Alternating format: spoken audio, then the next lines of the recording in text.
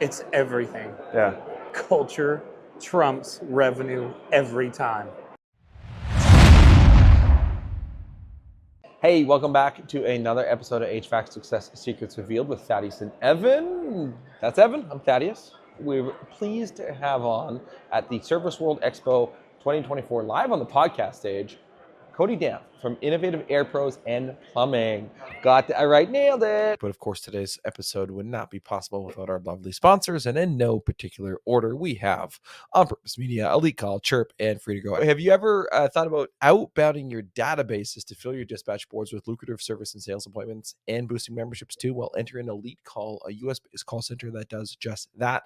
For over 20 years, their dedicated teams don't just make calls, they directly integrate appointments into your CRM and fill your dispatch board. So don't let your competition get ahead. Let Elite Call connect with your customers first. Visit elitecall.net to learn more. Well, if you ever wanted to transform your home service business with Chirp, you can, because they are the ultimate automation toolbox. It helps you capture more leads, connect instantly, and that speed to lead things big, and skyrocket your sales. It integrates directly into platforms like ServiceTitan and House Call Pro. It offers unlimited or automated text messages, rather. I'm sure unlimited, but you got to pay for it. So offering automated texts, emails, and even ringless voicemails. You boost your Google reviews too, and also increase customer loyalty with their proven rehash programs. Getting jobs on the board in the shoulder season, important. Schedule your demo with them today and get an exclusive 25% off your first 3 months. Visit them at chirp.com/HSSR. Enhance your online presence with On Purpose Media, your go-to home service marketing experts for everything web design, SEO, and PPC. They build stunning user-friendly websites built to convert visitors into phone calls. They'll enhance your visibility on Google with effective pay-per-click ads, minimizing wasted ad spend. Let's turn your online presence into a lead-generating powerhouse. Visit onpurposemedia.ca to start your digital transformation today. Wouldn't it be nice to know what's happening on every single call that comes into your business? Or to identify that one objection that CSRs are constantly struggling with? Enter Lace AI, your call center revenue intelligence platform. With Lace analyzes 100% of the calls that come into your business. And using AI is able to identify the revenue blockers that are happening in your call center and provide you with the tools to overcome them. This is going to give your managers so much more time back to be able to fully optimize and work with your team and your individual CSRs to fully optimize your call center and make sure you are booking as many calls as possible. So if this sounds like something that's interesting to you, go to lace.ai/demo to book your demo today. I'm really looking forward to the conversation. You and your dad started the business in 2016. You actually just recently bought him out this year, January 1st, and now you're on pace to double. You're going from 3 million to 6 million is what you're pacing for. So welcome to the show. Thank you for taking the time out and have a conversation with us. Awesome. Thanks for having me. I'm really excited to dive in and have some fun, have some laughs, and cover some cool industry topics. Awesome. Well, let's dive into it. So let's start off with the story, because you have a very unique one in terms of starting the business in 2016 with your dad. So walk us through I guess the start of it. Or limp us through. I guess. Yeah, Limp us through. Okay, all right. Well, you got to give them some preference, all right, because it's a podcast, not a video. So I've got a prosthetic leg. It's not a war thing. It was a motorcycle wreck back in 2012. Flash forward, do some bullshit, and then in 2016, me and my dad decide we're going to start a heating and air company out of Tulsa, Oklahoma. And so my dad was 60, 61 at the time. I was 29, 30, right on the mark, and got a lot of flack. They're like, this is one-legged dude and this old guy are going to start a construction company. So we caught a lot of shit on that deal from other people in our market, because it's a small community. So we opened the doors in 2016. It didn't start with a lot of funding. It was kind of one that we started pretty much out of the garage style. Dad and I had both worked for a large worldwide heating and air company, so he had kind of the leadership experience and how to run numbers and manage the books. And me, I was just a really good talker, right? And so we got started, and then we hired our first apprentice in, I think, June or July, who's still with us today. He's never had another job. He won't leave. I've tried. I've tried. Caleb, if you're listening, that's you, buddy. No, he's solid. But so we've been able to organically grow our company pretty year over year. We were pretty steady, 20, 30% growth. Fought the same challenges everybody else did during COVID, whether it's equipment availability or, personnel supply, personnel problems, all the standard stuff, right? We all fight every day. Got it up to the point where I think we're at 12 head, and Dad was, had a couple of health issues. We expedited his exit. So we originally planned for him to exit the end of this year. And then with some health stuff came up, he's like, meh, I'm out, And so I was like, all right. So we went to town on the deal, and me and my wife bought the rest of his shares out because we're an S Corp, so it's all stocks. And then after that, so we took full ownership January 1st, and it has been a sprint since January 1st. And so that's kind of where we are today. Right. So I guess in going back to that sprint part, I mean, I was wondering to see how the relationship was in buying them out. Obviously amicable, made a lot of sense. You're able to do it. There's no animosity there, so there's really no dirt to uncover to reveal in terms of a secret from that might have happened there, unless there is. Well, it's not dirt. There's no animosity, but it was by far a way more emotional experience than I ever anticipated. How so? You're trying to check yourself. Like he's wanting the most he can get, right? As a seller. I'm wanting the least I can give as a buyer, right? And then you throw in family dynamic and different personalities, and I've been wanting to be more aggressive for the last 2 years, and he was on his exit path, so he's calm waters, smooth sailing. Let's just not rock the boat. So there was a massive amount of emotions and turmoil, but it wasn't like dirt, and like we still go to lunch every month, right? But anybody that's about to do a family transition, get an attorney involved, just like we did, right? And try to make it as fair as possible.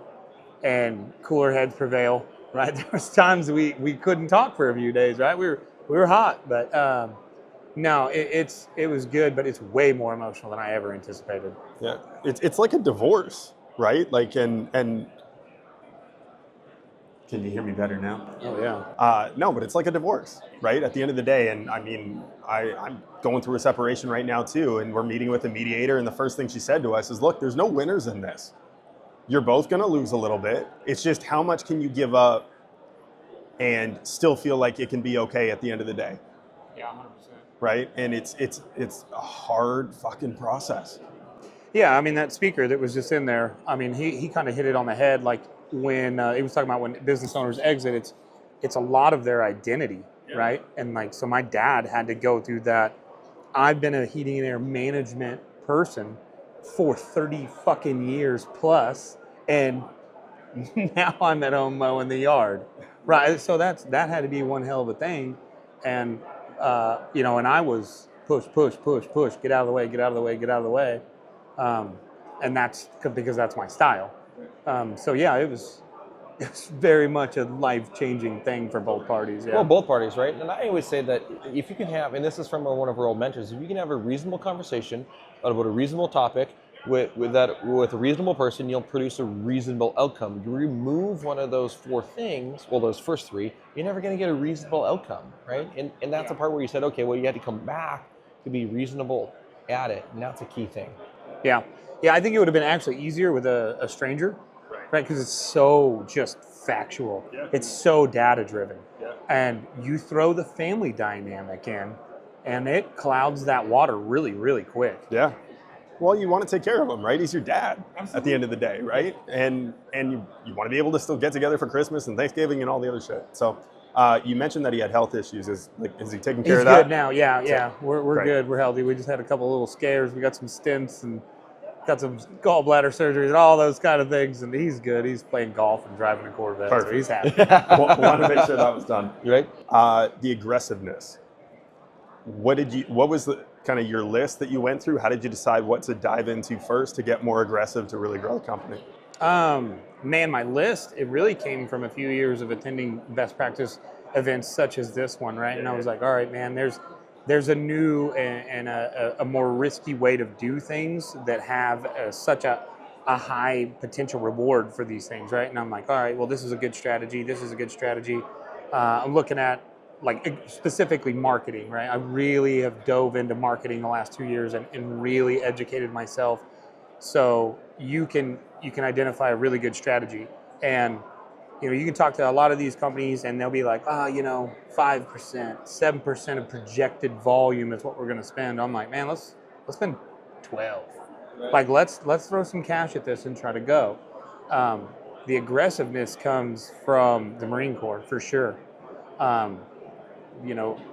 don't know how to do anything but go. I don't like sitting around. I'll start setting my own house on fire. If there's something that's not broke, I'll just break it so I got something to fix. That's kind of a good and bad thing. But I mean, I fuck up a lot of stuff. So my wife loves that about me, so. Maybe. She's listening, can confirm or deny. She's still here, so I think she's probably just a gold digger, but.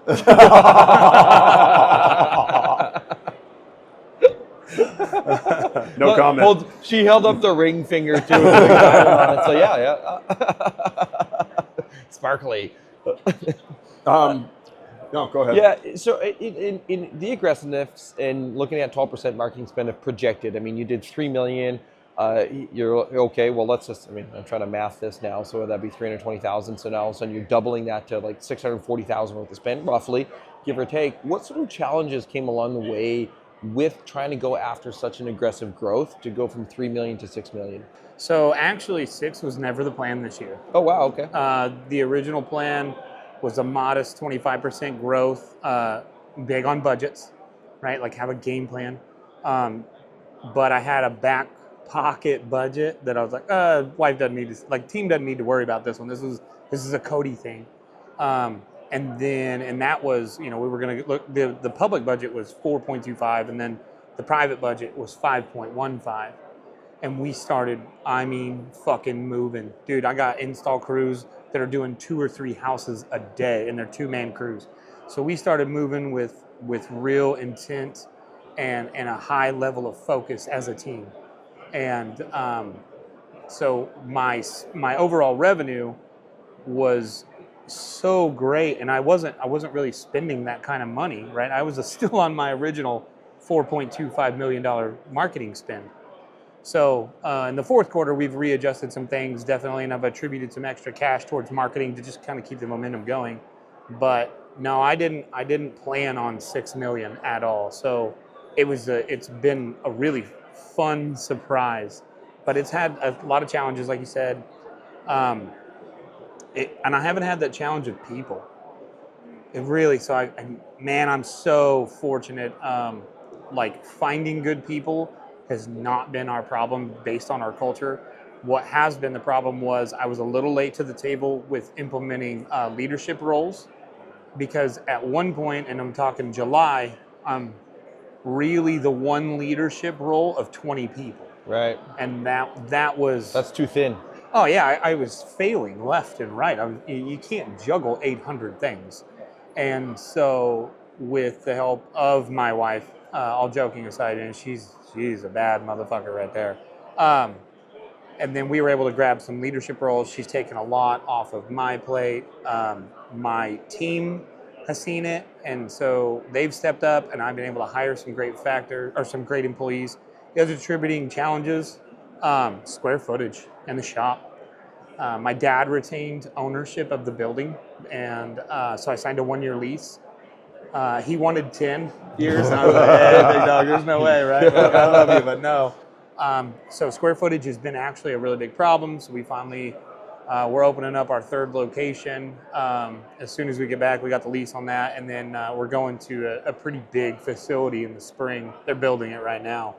So all the money that we have really made, we've pretty much reinvested almost all of it back in. I've got a lot of ways that I can go on that. Let's talk on the people, because I think this is an often overlooked component of any business. And if you don't get the right people in place, well, you're fucked. You're always like, you've said it before, like you said it now, is like you never had trouble attracting people. while other companies can't find people. What's been the difference for you? You know, you mentioned core values and company culture. What's been the biggest differentiator for you guys in being able to just attract top level talent? It's that our culture's like true and honest. Now, I was talking about this earlier with a whole lot of people, and like our culture is wildly different than what a lot of people say or portray, right? Sure. How so? We're like a frat house. I mean, we are. My oldest technician is 34. Majority of them, the average median age of my technicians is 25. So they're all really young. They like to play, you know, Xbox and PS5 after work, and so it was all about building that kind of a brotherhood, frat house mentality. I'm not worried about PC or HR. Like, let's go out, let's kill it, let's all make good money. And I like them to make really good money. I'm proud of payrolls being crazy high. I talked to another outfit today, speaking of that. He's got a lot more people than I do, and our payrolls are the same amount. I'm like, okay, cool. That means my guys are making a shit ton of money. So if they're all making money and they're having a good time and they like coming to work, it spreads. And then, you know, because like when we launched plumbing, right, everybody's like, oh, plumbers are hard to find. Journeyman, you good luck finding plumbers. I had 9 knock at the door, and I was like, oh, this seems pretty easy to me. You know? I'm like, I don't know what you guys are talking about. Right? Well, and that's where, like, a lot of times we get bogged down with fears that get put in there from other people. Was there any type of that leaking in there where you were starting to create some doubt, or you just dove right in and said, fuck it, we're going to run with 100%. it? Yeah. So the fun story about plumbing, I mean, because I don't know anything about plumbing. I mean, I know the 3, right? Rolls downhill, don't bite your fingers, and payday's on Friday. That's it. Or your That's nails. Yeah. So some things fell into my lap, and like plumbing developed in a week for me. And I'm like, this is too easy not to take this on. Like, why not smooth out that shoulder season of HVAC by changing water heaters and everything else? My wife was on a vacation with her dad, right? I mean, that was a cool moment for them. And when she came back, she had no idea. Jesus. So we're on a we're on a marketing call, and they're like, plumbing goes live Tuesday, right? And I was like, yeah. And she just looked at me, and I was like, we have plumbing, by the way. So, I mean, we move pretty quick. And that's kind of our superpower is speed. Well, we can tell you like speed with the prosthetic leg. Oh, Jesus. You're going to hell, man.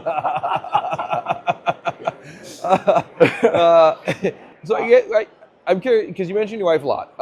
And what is your role and what is her role in the organization? I mean, obviously we've got the standard titles, right? President and vice president, but our roles President and vice president of what though? Of Innovative Air Pros and Plumbing Incorporated. But what we do is fundamentally different. The high level is I'm 100% a visionary, right?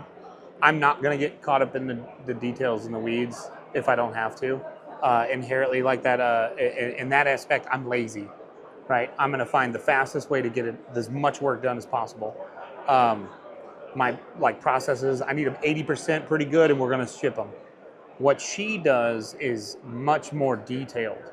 So we onboarded our first remote person, right? Works in a totally different state, North Carolina. Shout out to you. You're a pain in my ass. I'm like, she started, right? And she's right there. So she started, and I'm like, yeah, there should be a drop down. Just click North Carolina for state taxes. I'm sure that's what all it is. And hey, it's a little more complicated than that. Like, you gotta register with the state and all this. So like, I'm like, oh, Jamie, that's my wife's name. So I need you to deal with this while I move on to 7 other things. So what she does is she really is the glue that kind of holds everybody together with like more of like a mom, but like I'm struggling to find the word, like she's really just holding everybody together on like a detail sense, and she's good with accountability and stuff like that of like, hey, this ball got dropped, how do we fix this? And me, I'm more like, yeah, but fuck that ball. Like, what about these balls? And like, let's go there. You know Traditional what I mean? visionary integrator role inside of an up. organization. So in balancing that dynamic though, because if you work with your wife and then you're at home with your wife, how I always love unpacking some of these things because everybody's got some wise words of wisdom and there's some similarities. How do you balance the dynamic of being at work together and then going home and having home conversations? Man, either you're all in or you're not. Like working with your spouse or someone that's in your family is super challenging, right? And there's days I've made her mad. There's days she's made me mad. But at the end of the day, we both have the same true goals and vision for where we're going, right? And that's, our people. Like that's it. I don't care about the top line revenue. It's cool to talk about at these events, but that's not the big thing, right? It's all about helping a whole bunch of cool ass employees and staff and team members provide really cool lives for themselves. So since every time we have those hiccups, if we dial back to that, we're good. Every time, 100% of the time. Love it. I want to get back to the people and the culture part. And I'm curious how much that plays into the efficiency of running the business. Like to be able to run 2 to 3 installs a day, you've got to have your processes dialed in and you got to get complete buy-in from the team. So how much of impact has the culture played on being able to deliver at that level? It's everything. Yeah.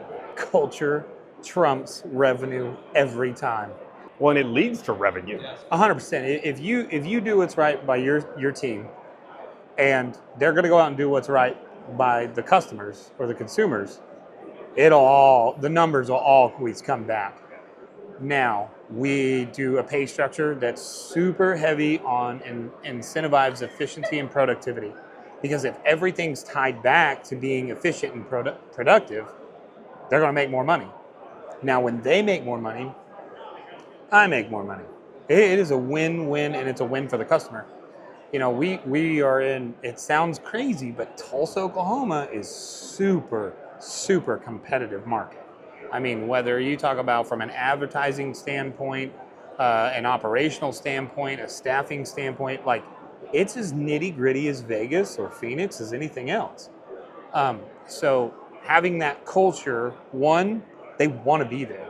When our guys are showing up 30, 45 minutes before work starts to sit around, eat Danishes, drink coffee, and bullshit with each other, and like do those kinds of things. And like right now, I mean, I got a text an hour ago in the middle of this event. Hey, will you check out this fantasy trade I just sent you? And that's just, I mean, like, it's legit. And they sent one to my wife. I'm like, don't take that trade. It's a terrible. Don't do that. But that's the kind of stuff that is built that culture. So when I roll out like and I get it, a really tough challenge, they rise to it. And I do compensate them for that. So yes, it's everything. Love it. The other thing you mentioned in your earlier rant was budget planning. You said you're really big on planning with that. Was that something that came from like Service Nation being part of the group and things like that? 100%. I learned a lot from John and Vicky LaPlante. Okay. They're longtime mentors here. Once I kind of understood the budget, I mean, that's like, you get to dream on paper, and dreaming is like my strong suit. So yeah, writing down a budget and being like super granular with it. Be like, all right, so on October 12th, how many phone calls do we need in order to achieve? I like going that far down the rabbit hole. I've tried to take some of my buddies that far down the rabbit hole, and they're like, dude, that's enough. But I do really enjoy that. It's super important. And I do think of it as like it's a roadmap, right? If you don't got that roadmap to try to at least hit a daily goal, you're just kind of doing, man. You're just hanging out. Like you don't really know if you're winning or you're losing. And I'm competitive, so I like to win. So. Yep. Well, it's a daily progress report, right? Like what's the one number that you need to hit every day to be able to make the rest of your goals fall in line, which is a key thing. And I know that Clover talks a lot about that and having your that number set in stone for what it is you need. I'm more curious, you had yours versus internal, or like the company's goal and then your internal goal. Why create two? Why wouldn't you just create one for 5.125 or whatever the number was? Oh, because achievable goal setting is important for your team. Right. So if you roll out a goal and it's fucking nuts, I mean, if it's crazy, if I looked at them in January 1st, I said, gents, we're going to do 6 million. the whole team would have felt defeated because it just seems like this unobtainable hurdle. So you roll out a 4.25, it's 20% growth, gents. We're going to add some people. It's easy. It's easy to do. Then you start showing wins, right? And so we use a giant thermometer in the training room, and we just color that sucker red. Every week we get up there, and then when it's at the top, man, I draw this little explosion thing on it. Hey, we broke budget. So in June, I was like, listen, we are wrecking this budget. I've got another one. It's a little bit more work, and we're going to pass it. We're probably passing it right now, to be honest. So giving your team obtainable, reachable goals makes them feel like winners. So that's important. So that's why. And then me, I'm a dreamer, so I want that in the back pocket, and I'm always checking it and referencing it. So that's why. Well, it's such a key thing. I've been on the opposite end of that, where the boss always had these goals that nobody was ever hitting. And I remember I worked there for like 6 months, and I asked them, like month 4, like, have you guys ever hit these goals? And they're like, no. How long have you been doing this for? And like one of the girls was there for 2.5 years. She's like, since I've been here, like, you've never hit it in 2.5 years? She's like, no. So why do people even care? Like, well, we don't. He just talks about them, and then it's like, whatever, we'll just do our work. Exactly. Right? Like that's exactly what you create. Yeah. If you create a culture of defeat, you're going to lose every time. So obtainable goals. Yep, love that. I know you mentioned buzzwords earlier in talking about scaling, and people love the word scaling a business, growing a business. Why do you dislike the buzzword scaling? Because there's so much, and this I'm going to beat on the event a little bit. There's so much hype on the phrase scaling your company, right? There's so much pressure on all these contractors to do this level of success. And in their temperature, their market, just their lives, right? Sometimes that's just not realistic. And then so they come to these events and they hear these crazy, great stories, and they're just fucking wild, and weird. Systems are falling out of our asses and all this other stuff, then they feel down. So I was helping my buddy, and he was kind of giving a presentation. I was playing hype man for him, and one thing we talked about offline was these business owners, they need to have like their true goal. If you like being a $1.5 million company and you like just operating and you got a good work-life balance, and that if you're happy, fuck it, who cares? Don't come here and get beat down by the hype. So that's just one of my pet peeves, because there's folks out here that love how they are. They love operating. They don't want to go to a big building. They don't want to have $500,000 of overhead every month, right?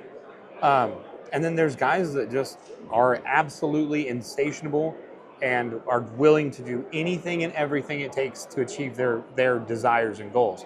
So that's why I don't like the buzzwords, because there's so much emphasis on it, right? And I just want, man, just pick your own goal and just hit up your own goal and be good with it. Right? Yeah, I've talked about that a lot on our show, is that you just got to be happy with where you're at, but also know if you are that $1.5 million shop, that you have people that are going to probably outgrow your offer too. They're going to want to move on. So you're going to have to find other people to come in for that, and that's okay. Yeah, it's absolutely okay. Yep. When you're doing your goal setting, how do you involve the team in that process? Is it something that you break down on their level too and give them an individual goal? Yes. Okay. So we do have individual goals. Whether you're service, maintenance, plumbing, install, they all have their different individual KPIs, and we're very, very transparent. So they've got their own individual goals. We've got department goals that we roll out. They're all on dry erase boards. So there's no hidden goals from them, right? Like they all know what they're striving for, right? And whether that be the number of tech leads we're trying to get that month, based on close rate, which means if the close rate's, so if they produce so many leads based on close rate, average sale, we should produce this much in install. So that's kind of how that all tapers through. As far as like company goals, we do quarterly reviews with the P&L. I don't hide nothing from my folks. So when we roll that out, like they see the exact net profit, because I would want to know if I'm at an organization that's making money or losing money. Because if you're losing money, you're probably not a stable work environment. I've gotten pushback from like other owners, and they're like, I would never show my staff, right, the net profit. And I'm like, why? They know where it goes. It turns the lights back on and everything else. So yeah, we're big on goals individual all the way up.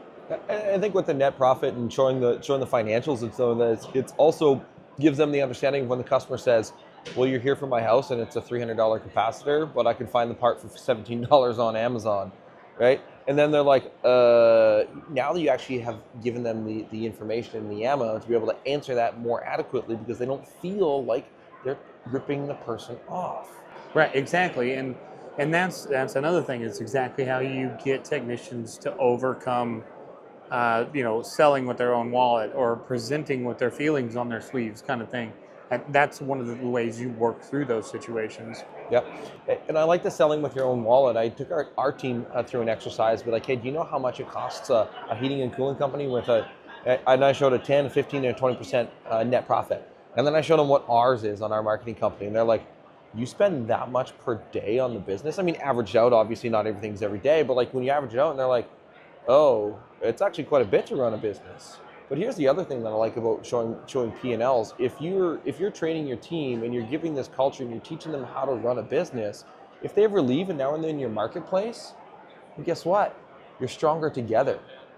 100%. There's always that interview question. Do you want to start your own outfit one day? I ask it to everybody. 95% of them say yes. And I'm like, cool. I said, I'm not going to, and then they always catch themselves and they're like, oh, did I mess that up, right? And I'm like, no, dude. Like, I said, how hypocritical would it be of me? So my goal is to teach you that you would be smart enough that if you did leave to go start your own organization, that you'd be priced right, so we're all good. But my job is to pay you so much that you don't ever want to take on this level of liability. So you're 100% correct, right? Teaching these guys why we do what we do is so important because, again, they'll have your back. They won't sell with their own wallet, and that's a real problem in the industry. When you have the level of buy-in that you have with that, you mentioned it's a gritty market where you're at. Like, there's a lot of markets that are gritty. A lot of PE money coming in, playing with the big boys, trying to beat them. Now, obviously, with the growth that you guys have had, you've probably done some unique things in your approaches, whether that's your customer experience or maybe some of the older school things of marketing. What sort of things have you guys done to be able to have that differentiation in a gritty market? I always like the analogy where our whole marketing design program, the whole kit and caboodle, it's like a spoke wheel, right? We've got a lot of little fingers out there that make the whole thing go round. Google reviews, that's a huge one. It's digital currency, if you ask me. So them going into the home, providing that excellent 5-star experience, and even if it's not a big sale, I mean, it could be a $29 tune-up. If they can ding out a Google review, I'll pay the tech $25. So I netted $4 on a tune-up. But what that does is it adds the credibility and the trust to our company that people will use it. So that's a big part is reviews. I mean, it's a KPI we measure. It is literally part of their review process. The other things that we've done is be involved in the community. Me being a veteran, we partnered with Soldier's Wish. So we do 4 systems a year for veterans that basically just they're in a hard spot, right? So that's been a huge thing because through doing these charitable things for veterans, it opened up some really cool doors. I met some really great people in the community, and then you just get referred, right? And those are those old school kind of marketing techniques that it seems like people have gotten away from. They just want to buy clicks, right? I don't do PPC. I hate it. I think it's a waste of money. The LSA, the Google Business Profiles, all that other stuff. We've gone to the multi-location idea, right? So in November, me and my wife rented a store front on the other side of town, about 26 miles away. And we didn't even staff it until the spring of this year because we were forced due to square footage problems. And then in May, it became our number 2 producing zip code and my wife worked there. That was the only person there. And so then I'm like, hey, this really works, right? It's Google Maps. So we've really leaned in on that. That's hence the third location. The other part is, obviously all the best practices. SEO. We don't do any of the, what do they call it, the gray hat or the black hat. We don't get involved in any of the stuff. We really follow best practices. And that's really it. It's been a lot of customer experience, outbounding. Direct mail's been a big part of what we've been doing. And I can't say enough good things about direct mail, oddly enough. I'm a technology guy, but I'm like, that shit works. Yeah. Well, so many people went away from it that now you can still do it and you still have some level of efficiency in it. In terms of the review, the review process, and I think some people might get hung up on second and third location and how do you filter reviews to those. But when and you said you spiff your guys $25 for a 5-star review. Do you do anything for 4 stars? And do you take anything away from 3 stars and belows if they get them?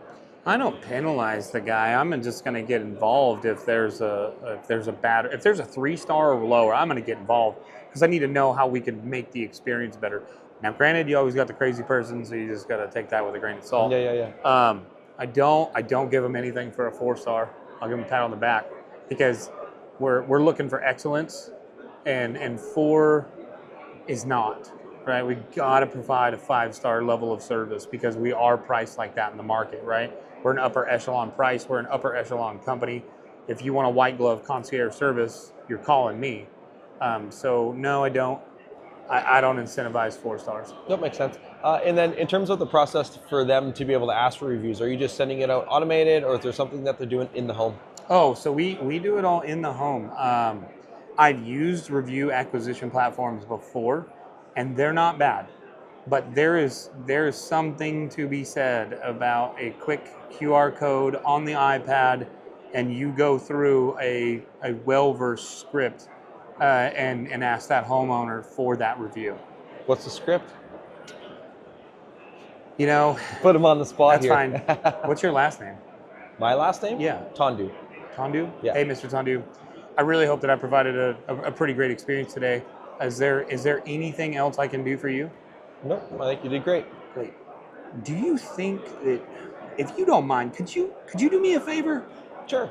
All right, so my boss, he can't ride with me every day, so he doesn't always know if I'm like really doing a great job for customers, and you seem pretty happy.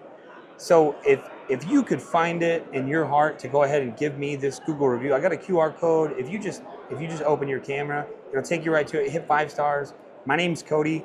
Just say, hey, he did a good job, and drop my name in there. It lets other people know when I'm headed there that, hey, I've seen this guy's name on the reviews, and I'm going to do a good job. Is that okay? Yep. Yeah, that's the script. Perfect. I kind of knew that was where that was going to go anyways, but I still want to get it out. Yep.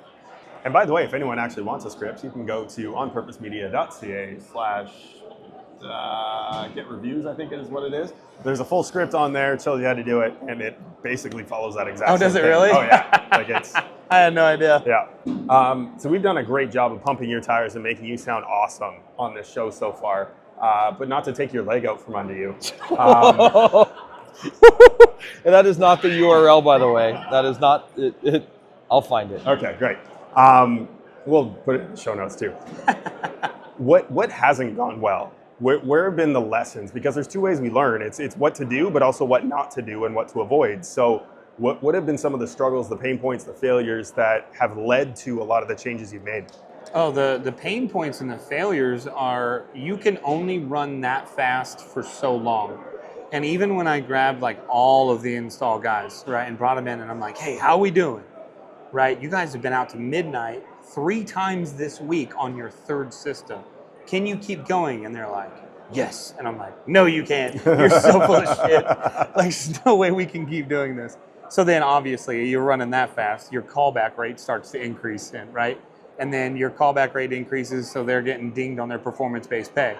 So they don't like that. I don't like that. So our efficiency and productivity was very high, but the efficiency fell the month after our crazy big month due to callbacks and just exhaustion, right? Also, there were so many things I probably could have done better this summer from a leadership and management standpoint if I would have had any support staff whatsoever in the management side, like a service manager. I've got one now, but in July, we cranked out, $2 million with 15 people in like 70 days, I think was the number. Yeah, and so I dropped the ball as far as holding some people accountable because I was pretty soft on them. They're just killing themselves. So there was some things we absolutely could have done better. I know we left money on the table, so to speak, as far as terms of profitability, because we were going back and fixing stuff because we started that install at 5 p.m. and finished at midnight. So learning that no matter what I do, protecting my team and not abusing their time and not overworking them was a big failure on my part, and it's a lesson I've learned for sure. Did you find the URL? No, I got the team trying to look for it because it wasn't get reviews or reviews. So we'll get it and we'll put it in our show notes. So yeah, if they get back to me by the time we're done, then I'll obviously update that. So yeah.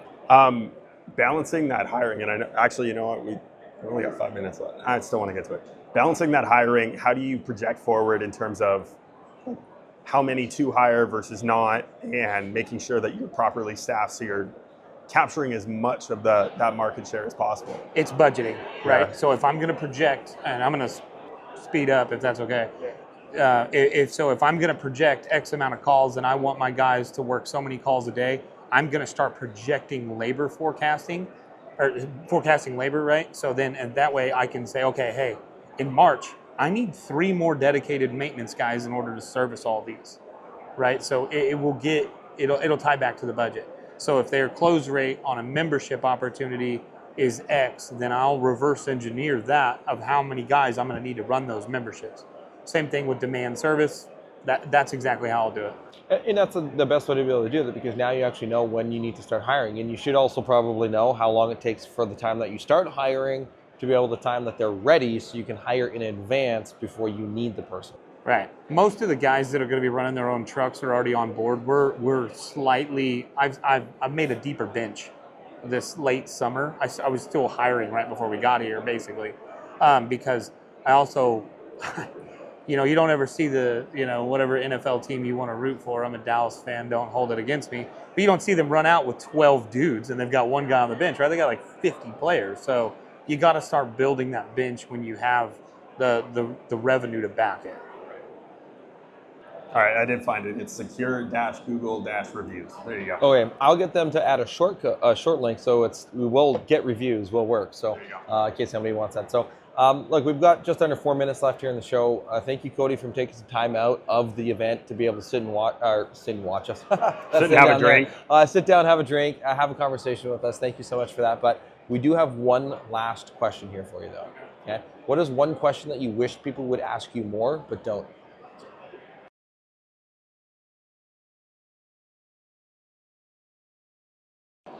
I'd say, why are you doing what you're doing?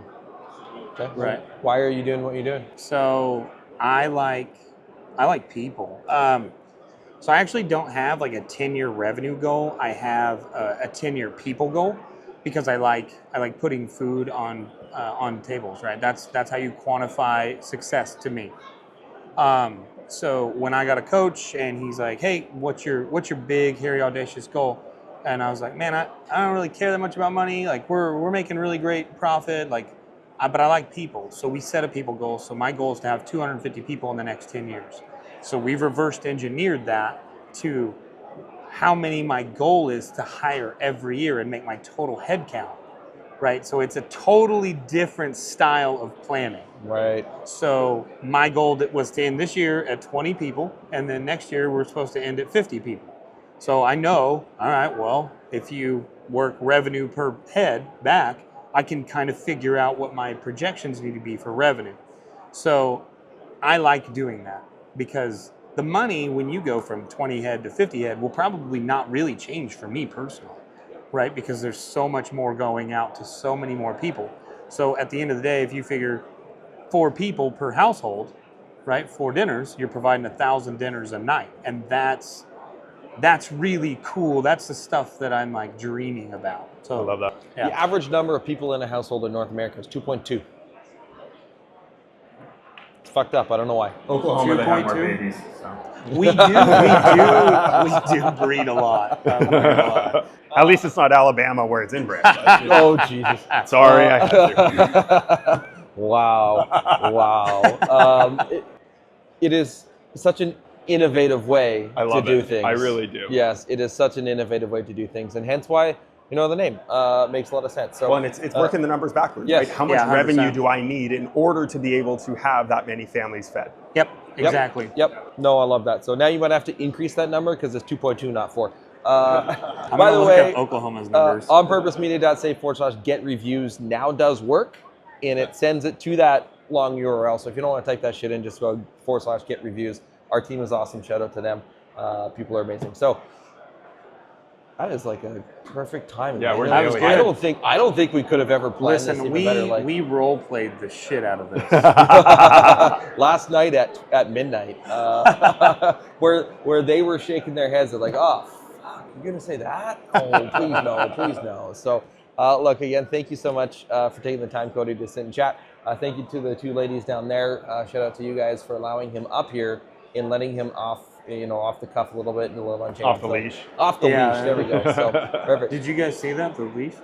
Oh, I'm just kidding. I thought it was black. I thought it was black and leather and had a whip at the end. Spike collar. Right? Yeah. Awesome. Well, thank you so much, Cody. And until next time. Cheers. All right, thanks.